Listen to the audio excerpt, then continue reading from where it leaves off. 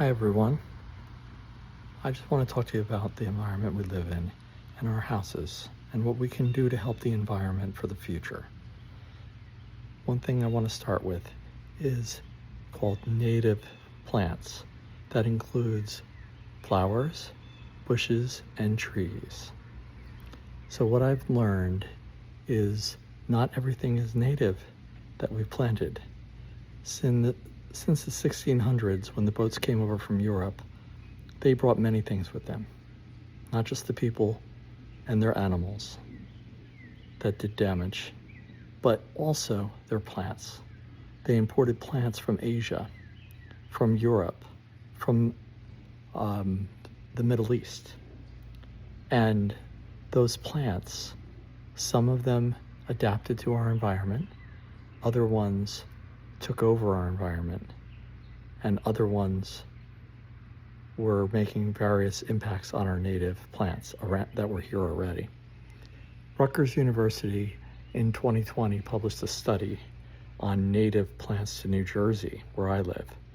And what we have is a list of a little over 1,700 native plants that includes flowers, bushes, and trees. Little trees, big trees. So when I evaluated my own yard, I looked at it from the invasive point of view, and I found privets, which are invasive. I found forsythia, which is in many yards, that's non-native. And I noticed that I planted some native flowers called cone flowers that are native to New Jersey here. And the cone flowers had our state bird, the goldfinch, visiting them in August for the last several years. I had never seen a goldfinch living in New Jersey all my life. I've talked to other people, they've never seen our state bird. So where did it go? It's going to places where it has the nectar it needs. So imagine yourself taking a trip and you're going to drive halfway across the country in your car. If it's an electric car, great. If it's gas, great. You're going to need to stop and charge that electric car.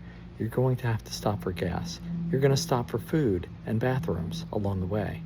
Now imagine you're not a human, you're a bird. And you are a hummingbird that flies across the country, or even better, a monarch butterfly that flies from Mexico all the way to the Northeast. And they need the nectar from the native plants along the way. So if that was you and you were in your car, how far would you get before you just ran out of gas, didn't have any more electricity to charge your battery? There were no charging stations, no gas stations.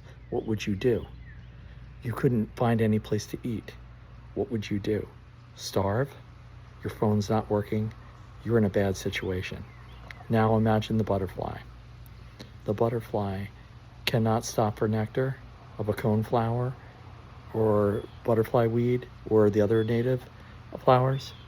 Then they're going to crash and die. So we've seen the populations of pollinators like bees, honeybees, other bees that are wild bees, and also butterflies and many other species that are dying out, and their numbers are dropping dramatically.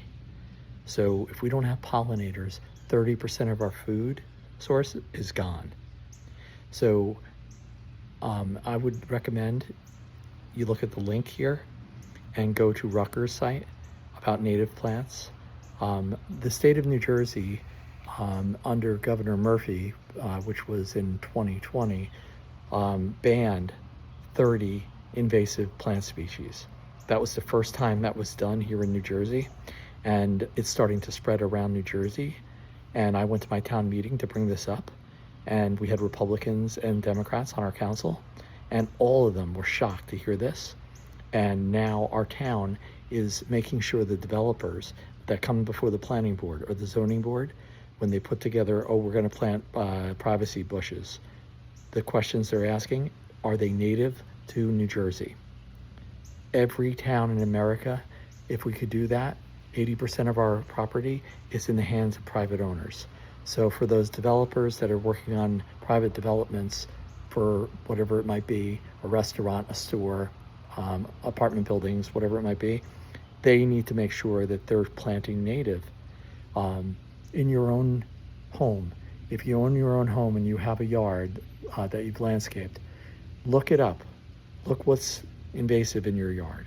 Look up what's native in your yard and try to, as they die off, replace at least 70% of your plantings with native plants.